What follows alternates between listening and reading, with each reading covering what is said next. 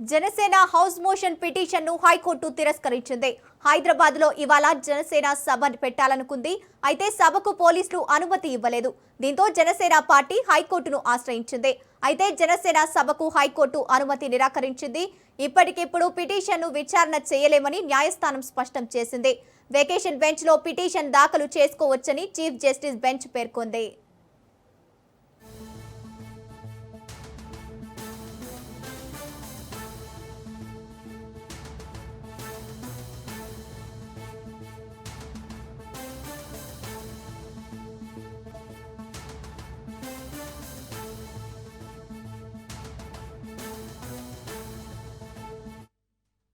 తెలంగాణ ఆవిర్భావ దినోత్సవం సందర్భంగా నవనిర్మాణ పేరిట సభ నిర్వహణకు జనసేన ప్రయత్నించింది. అయితే Telangana AP deputy CM Pawan Kalyan వ్యాఖ్యలు ఇక్కడ రాజకీయ నేతల ఖండన, తాజా రాజకీయ ఉద్రిక్తతల నేపథ్యంలో పోలీసులు అనుమతి నిరాకరించారు. దీంతో జనసేన కోర్టును ఆశ్రయించాల్సి వచ్చింది.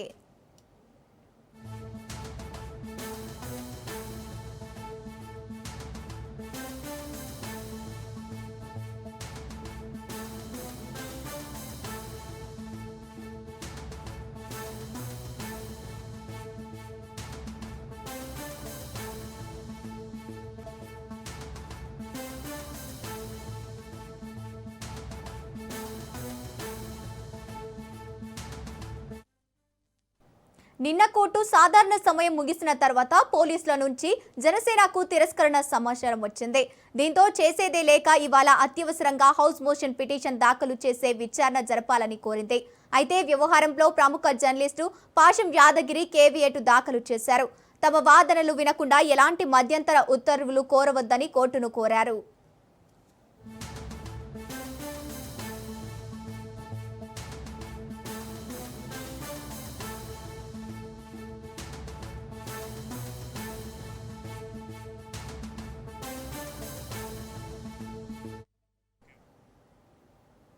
ఇరుపక్షాల అంశాలను పరిశీలించిన హైకోర్టు జనసేన వేసిన హౌస్ మోషన్ పిటిషన్ను విచారణకు స్వీకరించేందుకు నిరాకరించింది.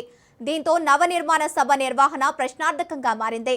ఇప్పుడు ఫోకస్ అంతా సాయంత్రం పవన్ కళ్యాణ్ నిర్వహించబోయే ప్రెస్ మీట్ మీద కేంద్రీకృతమైంది. రైట్, ఇక ఇదే అంశానికి సంబంధించి పూర్తి డీటెయిల్స్ మా ప్రతినిధి రాజు లైవ్ ద్వారా అందిస్తారు. రాజు.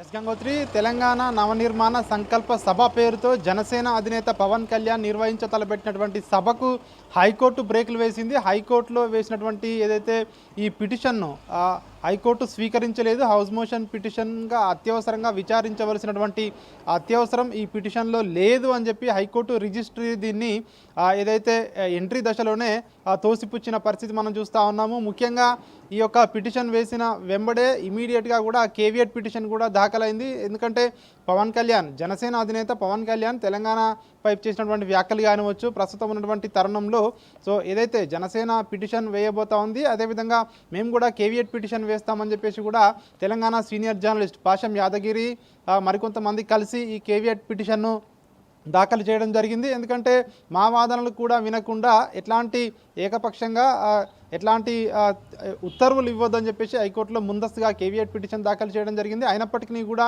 ఈ జనసేనకు సంబంధించి సో అది విచారణ అర్హత లేదు అని చెప్పేసి హైకోర్టు రిజిస్ట్రీ తోసిపుచ్చడంతో ఇక అనుమతి రానట్లే అని చెప్పేసి కూడా మనం భావించవచ్చు. ఇప్పటికే ఒకవైపు పోలీసులు కూడా నిన్న సైబరాబాద్ పోలీసులు ఈ సభకు సంబంధించి అనుమతి ఇవ్వడం లేదు, అనుమతి ఇవ్వడం కుదరదని చెప్పేసి కూడా కొన్ని కారణాలను కూడా జనసేన నాయకులకు తెలపడం జరిగింది. ముఖ్యంగా అక్కడ ఏదైతే సభ పెట్టాలనుకుంటున్నారో ఈరోజు తెలంగాణ అవతరణ దినోత్సవానికి సంబంధించి రాష్ట్ర వ్యాప్తంగా కూడా వివిధ వేడుకలు జరగబోతా ఉన్నాయి. వివిధ రాజకీయ పార్టీలు కానివచ్చు, ప్రభుత్వ కార్యక్రమాలు కానివచ్చు, సో బందోబస్తు సమస్య కానివచ్చు, అదేవిధంగా పవన్ కళ్యాణ్ ఇటీవల చేసినటువంటి వ్యాఖ్యల వల్ల తెలంగాణలో శాంతి భద్రతల సమస్య తలెత్తే అవకాశం కూడా లేకపోలేదు అని చెప్పేసి కూడా, అదేవిధంగా అక్కడ పార్కింగ్ సమస్య కానివచ్చు, సో ఇట్లాంటి కొన్ని ఏవైతే కండిషన్స్ ఉన్నాయో ఇవన్నీ కూడా చెప్పి ఇవన్నీ ఈ పరిస్థితుల దృష్ట్యా మేము పర్మిషన్ ఇవ్వలేకపోతున్నామని చెప్పి కూడా సైబరాబాద్ పోలీసులు జనసేన నాయకులకు నిన్న తేల్చి చెప్పడం జరిగింది. దీంతో వారు హైకోర్టును ఆశ్రయించడం జరిగింది. అయితే పవన్ కళ్యాణ్ మరొక వైపు ఈరోజు కూడా మనం చూసుకున్నట్టయితే ఉదయమే ఒక ట్వీట్ కూడా చేయడం జరిగింది. ఇప్పటికే ఒకవైపు పోలీసులు అనుమతి నిరాకరించారు మా సభకు. కనీసం నేను సాయంత్రం 4:30 గంటలకు జూబ్లీహిల్స్ నివాసంలో ప్రెస్ మీట్ ఏర్పాటు చేయాలనుకుంటున్నాను జనసేన కార్యకర్తలతో కలిసి. దీనికైనా పోలీసులు అనుమతిస్తారా అన్నటువంటి ఏదైతే అర్థం వచ్చే విధంగా కూడా ఆయన ఒక ట్వీట్ కూడా చేయడం జరిగింది. అయితే పవన్ కళ్యాణ్ ఏం మాట్లాడబోతా ఉన్నారు తెలంగాణ గడ్డపై, ముఖ్యంగా ఏదైతే తెలంగాణ ఆవిర్భావ దినోత్సవం రోజున ఆయన ఏం మాట్లాడబోతా ఉన్నారు అనేది ఒక ఉత్కంఠ కొనసాగుతోంది. ముఖ్యంగా పవన్ కళ్యాణ్ చేసినటువంటి వ్యాఖ్యలను ఉదాహరిస్తూ ఇటు తెలంగాణ వాదులు కానివచ్చు, ముఖ్యంగా కాంగ్రెస్ పార్టీ మంత్రులు కానివచ్చు, అదేవిధంగా తెలంగాణ జనసమితి అధ్యక్షుడు కోదండరాం కావచ్చు, పిసిసి చీఫ్ మహేష్ కుమార్ గౌడ్ కానివచ్చు, ఇతర నాయకులు కానివచ్చు, చాలామంది దీనికి సంబంధించి జనసేన ముఖ్యంగా పవన్ కళ్యాణ్ తీరును తప్పుపడుతూ చాలామంది కూడా మాట్లాడిన పరిస్థితి కనిపిస్తూ ఉంది. ఎందుకంటే పవన్ కళ్యాణ్ను కేవలం ఒక నటుడిగానే చూస్తాము తెలంగాణ ప్రజలం, కానీ ఆయన వచ్చి తెలంగాణలో రాజకీయాలు చేస్తామంటే చూస్తూ ఊరుకోమని చెప్పి కూడా చెప్తా ఉన్నారు. ఎందుకంటే తెలంగాణపై వ్యతిరేకిగా ఉన్నటువంటి పవన్ కళ్యాణ్ అని చెప్పి కూడా వాళ్ళు మాట్లాడుతూ ఉన్నారు. ముఖ్యంగా పవన్ కళ్యాణ్ గతంలో చేసినటువంటి వ్యాఖ్యలను కూడా వారందరూ కూడా గుర్తు చేస్తూ ఉన్నారు. తెలంగాణ ఏర్పడినప్పుడు 11 రోజుల పాటు కూడా తాను నిద్రాహారాలు ఉన్నానని చెప్పేసి కూడా ఏవైతే ఆయన సొంతంగా ప్రకటించుకున్నారో, ఇది తెలంగాణ అమరవీరులను, తెలంగాణను అవమానించడమే అని చెప్పి కూడా తెలంగాణ వాదులు తీవ్రంగా వ్యతిరేకిస్తున్న పరిస్థితి కనిపిస్తూ ఉంది. దీనికి తోడు ఇటీవల పవన్ కళ్యాణ్ కోనసీమ గురించి మాట్లాడుతూ కోనసీమలో కొబ్బరి చెట్లు ఎండిపోవడానికి కారణం తెలంగాణ వాళ్ళ దిష్టి తలిగి ఇవన్నీ కూడా ఎండిపోతున్నాయని చెప్పి కూడా ఆయన మాట్లాడడం, అంటే తెలంగాణపై ఎంత వ్యతిరేక ప్రదర్శిస్తూ ఉన్నారు పవన్ కళ్యాణ్ అని చెప్పేసి కూడా ఈ వ్యాఖ్యలను వీరందరూ కూడా ఉదాహరిస్తున్న పరిస్థితి కనిపిస్తూ ఉంది. ఇక ముఖ్యంగా ఏదైతే బీజేపీ ప్రభుత్వంతో ఆయన కూటమిలో ప్రభుత్వంలో భాగంగా ఉప ముఖ్యమంత్రిగా కూడా కొనసాగుతూ ఉన్నారు.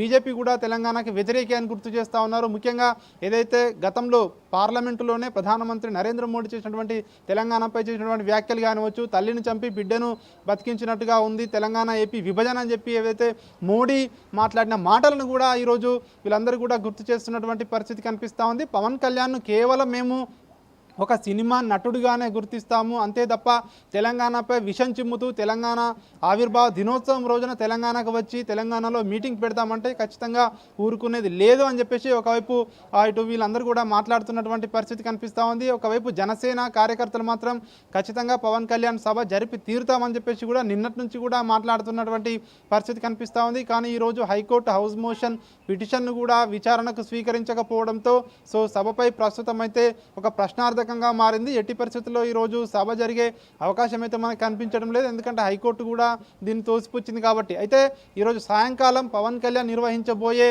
ఏదైతే ప్రెస్ మీట్ ఏదైతే ఉందో దానికి సంబంధించి ఆయన ఏం మాట్లాడబోతా ఉన్నారు అన్నటువంటి ఒక ఉత్కంఠ అయితే కొనసాగుతూ ఉంది.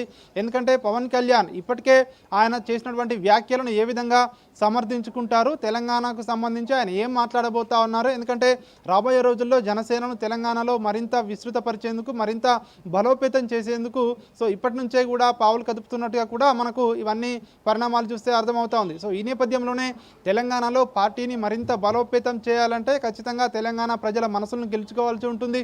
ఈ నేపథ్యంలోనే ఆయన తెలంగాణపై చేసినటువంటి వ్యాఖ్యలకు సంబంధించి ఎట్లాంటి వివరణ ఇవ్వబోతా ఉన్నారన్నటువంటి వ్యాఖ్యలు అయితే ప్రస్తుతము ఇటు ఏపీలో ఇటు తెలంగాణలో ఒక హాట్ టాపిక్గా మారినటువంటి పరిస్థితి కనిపిస్తూ ఉంది. ముఖ్యంగా కాంగ్రెస్ పార్టీ మంత్రి పొన్నం ప్రభాకర్ నిన్న కూడా మాట్లాడుతూ పవన్ కళ్యాణ్ ఆయన చేసినటువంటి వ్యాఖ్యలకు ప్రధానంగా ముఖ్యంగా తెలంగాణ ప్రజలకు క్షమాపణ చెప్పిన తర్వాతనే తెలంగాణలో సభలు పెట్టుకోవాలని చెప్పేసి కూడా ఇప్పటికే కాంగ్రెస్ పార్టీ నేతలు మాట్లాడుతున్నటువంటి పరిస్థితి కనిపిస్తూ ఉంది. ఈ నేపథ్యంలోనే పవన్ కళ్యాణ్ ఏం మాట్లాడబోతా ఉన్నారు అన్నటువంటి అంశంకి సంబంధించి ఆయన ప్రెస్ మీట్పై ప్రధానంగా ఫోకస్ అయితే ప్రస్తుతం అయితే మనకు మొత్తం అందరూ కూడా ఆసక్తిగా ఎదురు చూస్తున్నటువంటి పరిస్థితి కనిపిస్తూ ఉంది. ఏది ఏమైనప్పటికీ హైకోర్టులో మాత్రం ఈ యొక్క ఏదైతే హౌస్ మోషన్ పిటిషన్ను విచారణకు స్వీకరించకపోవడం, సాయంత్రం నిర్వహించబోయే ప్రెస్ మీట్ పైనే అందరి దృష్టి అయితే కేంద్రీకరించి ఉంది ప్రస్తుతం.